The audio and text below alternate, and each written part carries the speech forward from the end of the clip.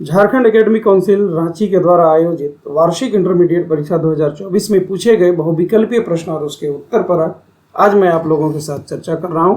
नमस्कार फ्रेंड्स, मैं हूं पुरुषोत्तम कुमार पाठक। आइए चर्चा प्रारंभ करते हैं। पहला प्रश्न है कि निम्नलिखित में से किसका अध्ययन व्यष्टि अर्थशास्त्र के अंतर्गत होता है। इसका सही आंसर होगा उपभोक्ता संतुलन। क्यों?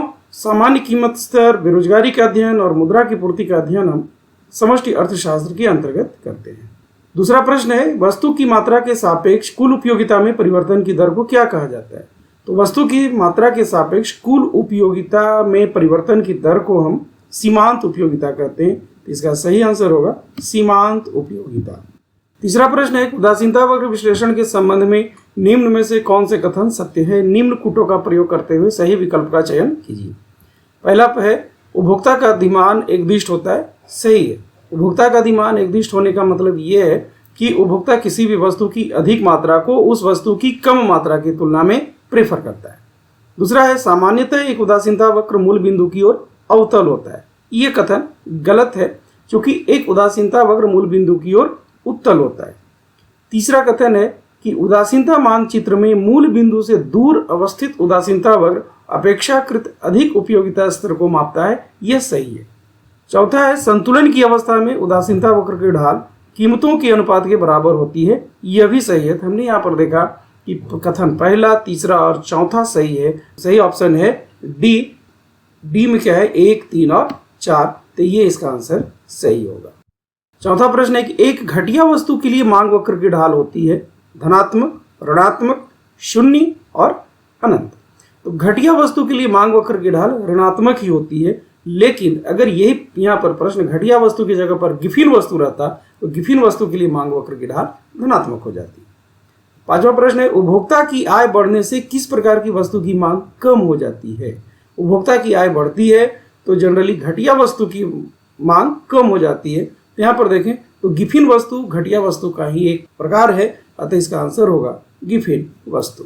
छठा प्रश्न है निम्नलिखित में से प्रतियोगी वस्तुओं का एक संयोग कौन सा है। दो वस्तु को हम प्रतियोगी वस्तु कहते हैं जब हम एक वस्तु के जगह पर दूसरे वस्तु का प्रयोग करते हैं, या हम इसको यूं कहें कि एक वस्तु की कीमत में अगर कमी होगी तो दूसरे वस्तु की मांग भी कम हो जाएगी, और एक वस्तु की कीमत अगर बढ़ेगी तो दूसरे वस्तु की मांग भी बढ़ जाएगी। तो दोनों वस्तुओं के सहयोग को हम लोग प्रतियोगी कहेंगे। तो यहाँ पर देखें कार और पेट्रोल नहीं है, ये पूरक वस्तु है। कलम और स्याही ये भी दोनों पूरक वस्तु हैं। ब्रेड एंड बटर ये भी दोनों पूरक वस्तु हैं। हम देखते हैं यहाँ पर कि अगर कंबल की कीमत कम होगी तो रजाई की मांग भी कम हो जाएगी। तो इसका सही आंसर होगा कंबल और रजाई, ये दोनों प्रतियोगी वस्तुओं के उदाहरण हैं। सातवां प्रश्न है निम्नलिखित में से किस वक्र का आकार यू आकार का होता है।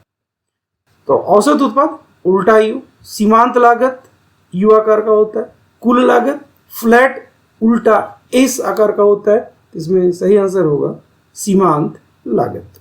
आठवां प्रश्न है पैमाने के वृद्धिमान प्रतिफल के उत्पादन फलन में साधनों को 3 गुना वृद्धि करने पर उत्पादन में किस अनुपात में वृद्धि होगी। चूंकि वृद्धिमान प्रतिफल है तो 3 गुना से अधिक, इसका सही आंसर होगा बी 3 गुना से अधिक।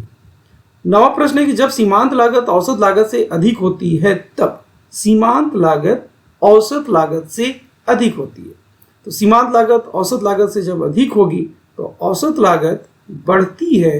इसका सही आंसर होगा सी औसत लागत बढ़ती है। 10वां प्रश्न है कि किसी वस्तु की कीमत में 5% की वृद्धि करने पर उसकी पूर्ति की मात्रा 5% की वृद्धि होती है। मतलब पूर्ति की मात्रा में 5% की वृद्धि हो रही है, कीमत में भी 5% की वृद्धि हो रही है, तो वस्तु की पूर्ति क्या होगी। इसको क्या करेंगे कि वस्तु की पूर्ति की लोच ज्ञात करेंगे। तो वस्तु की पूर्ति की लोच ज्ञात करने के लिए पूर्ति की मात्रा में होने वाले प्रतिशत परिवर्तन को कीमत में होने वाले प्रतिशत परिवर्तन से भाग देंगे। तो यहाँ पर 5 को 5 से भाग देंगे तो आंसर आएगा 1।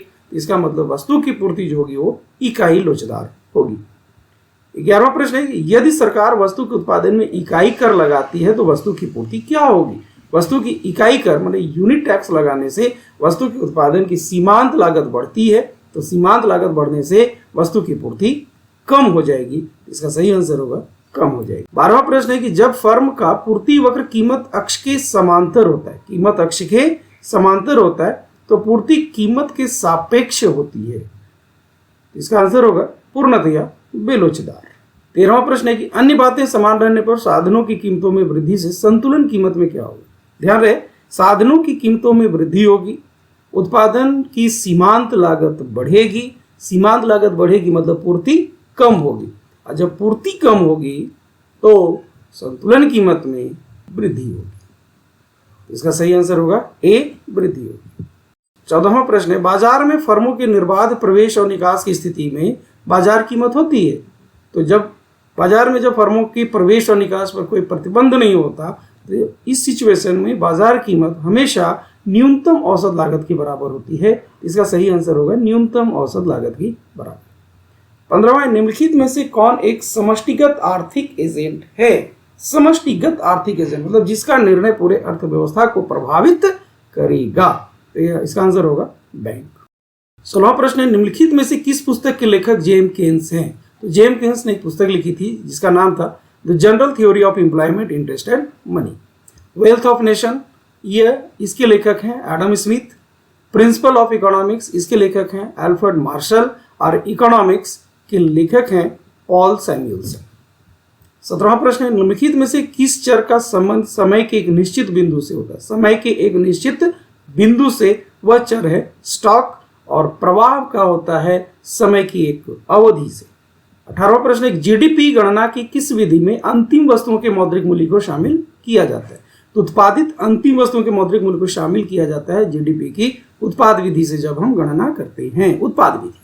आय विधि में उत्पादन के साधनों को होने वाली आय को का योग करते हैं, और व्यय विधि में वस्तुओं एवं सेवाओं पर होने वाले कुल खर्च को जब हम योग करके जीडीपी की गणना करते हैं तो वह व्यय विधि है। इसका सही आंसर होगा उत्पाद विधि। 19वां है, वस्तु विनिमय प्रणाली का एक दोष निम्न में से कौन सा। वस्तु विनिमय प्रणाली मतलब जब हम वस्तुओं का विनिमय वस्तु के रूप में करते हैं तो क्या क्या प्रॉब्लम हो सकता है। तो मूल्य संचय का अभाव होता है, मूल्यमापन का अभाव ये भी होता है, आवश्यकता के दोहरे संयोग का अभाव ये भी होता है। तो 19वां प्रश्न का सही आंसर होगा इनमें से सभी। 20वां प्रश्न है, व्यावसायिक बैंक का एक कार्य निम्नलिखित में से कौन सा नहीं है। कमर्शियल बैंक कौन सा कार्य नहीं करता है। तो ऋण निर्गमन, तो ऋण निर्गमन का कार्य व्यावसायिक बैंक का है। बचत बैंक खाते में जमा स्वीकार करना, यह भी कमर्शियल बैंक का एक कार्य है। सरकार का बैंक, कमर्शियल बैंक सरकार का बैंक नहीं होता। सरकार का बैंक होता है केंद्रीय बैंक, सेंट्रल बैंक। सावधि जमा स्वीकार करना, यह भी कमर्शियल बैंक का कार्य है। इसका सही आंसर होगा सरकार का बैंक। 21वां प्रश्न है कि यदि केंद्रीय बैंक वैधानिक तरलता अनुपात को बढ़ा दे तो व्यावसायिक बैंकों की ऋण देने की क्षमता में क्या होगी। मतलब एसीएलआर बढ़ेगा, स्टेचुरी लिक्विडिटी रेशियो अगर बढ़ा दे केंद्रीय बैंक तब क्या प्रॉब्लम होगा। लिक्विडिटी रेशियो बढ़ाएगा, इसका मतलब होगा कि अब कमर्शियल बैंक को अपने कुल जमा में से अधिक अनुपात में राशि रखनी होगी, तो ऋण देने के लिए उनके पास कम राशि होगी, अर्थात उनके ऋण देने की क्षमता में कमी होगी। 22वां प्रश्न है, ब्याज दर में वृद्धि होने से मुद्रा की किस मांग में कमी होती है। ब्याज दर में वृद्धि होने से मुद्रा की सट्टेबाजी मांग में कमी होती है। तो आंसर होगा सट्टेबाजी मांग। 23वां प्रश्न है, उपभोग की सीमांत प्रवृत्ति किस फलन की ढाल को मापती है। उपभोग की सीमांत प्रवृत्ति मतलब एमपीसी, तो एमपीसी ढाल को मापती है उपभोग फलन के। सही आंसर होगा 23वां का सही आंसर होगा उपभोग फलन। 24वां प्रश्न है कि यदि किसी अर्थव्यवस्था में गुणक का मान 4 है तो बचत की सीमांत प्रवृत्ति क्या होगी। तो बचत की सीमांत प्रवृत्ति, गुणक मतलब के, बचत की सीमांत प्रवृत्ति मतलब एमपीएस। तो फॉर्मूला होता है के बराबर 1/MPS।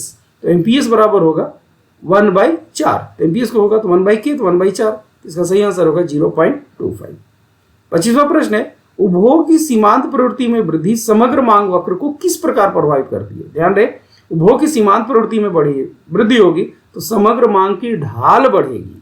क्यों?